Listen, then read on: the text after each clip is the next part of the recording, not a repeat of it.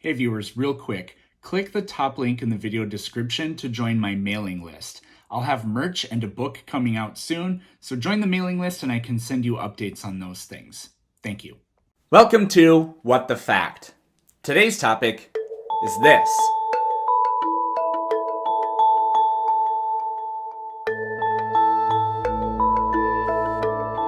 In architecture, there's a principle known as form follows function. The idea is that the shape of a building should primarily relate to its intended purpose. In biology, it's often case that function follows form.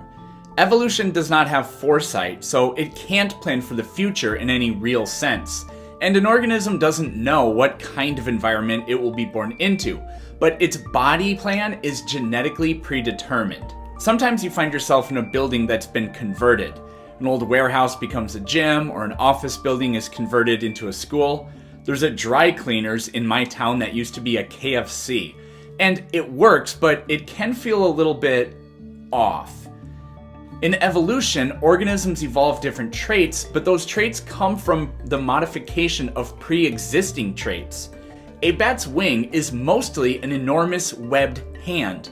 No engineer would create a wing that is so fragile and has so many failure points. I'm not saying that bats are bad animals or even bad flyers. They're terrific at both, but they could be so much better. Because animals have no choice but to repurpose pre-existing structures for new purposes, it can lead to bizarre anatomical features. This video is just a quick view of some of my favorite modified features. First is the crab-eating seal. Crab-eating seals don't actually eat crabs. I have no idea why they have that name. In reality, they eat a different crustacean, krill. Krill are probably the most abundant organisms on Earth in terms of total biomass. Many whales eat krill. These are the so-called baleen whales. Baleen is a keratin structure which grows out of the skin that acts as a strainer. Whales gulp thousands of gallons of water and push the water through the baleen, which captures the krill and then down the hatch. Crab-eating seals don't have baleen, but they have extraordinarily modified teeth. The wrought iron gate style curls in the teeth make them excellent strainers. Our next animal is one that really does eat crabs, the Port Jackson shark. Crabs have hard shells, so they need to be crushed. Here's a rock crusher. It works by crushing the rocks against a flat surface. The Port Jackson shark's jaws have become specialized to do the same thing. The teeth in the front are spiked and curled to give a good grip, but the teeth in the back are broad and flat for crushing. In most vertebrates, the jaws account for most of the width of the head, but in the Port Jackson shark, the head is far wider than the jaws. They also lay corkscrew-shaped eggs. Weird animal.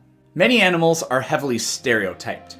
When you think of bees, you think of honey, but there are 20,000 species of bee, and only one, the honeybee, lays honey. Piranhas have a fierce reputation as meat eaters, but there are many species of piranha, and meat-eating ones may be the minority. Several subsist on fruit. A closely related group, the pacu, have very human-like teeth. The reason you hate this picture is because of what's called the uncanny valley. The less a cartoon or something else resembles a human, the less creepy it is. But something like an android that looks really, really close to human, but is missing that special something, looks super creepy. And something that doesn't look human at all, like a fish, but has human-like features, like teeth, automatically goes into the uncanny valley. Next are pterosaurs. Pterosaurs are an extinct group of flying reptiles. No, they're not dinosaurs, they're a different type of reptile entirely. Pterosaur wings were made primarily by taking just one digit, the pinky finger, and stretching it to absurd lengths. The pinky is at least as long, and in many cases longer than the rest of the arm. My final example is elephants.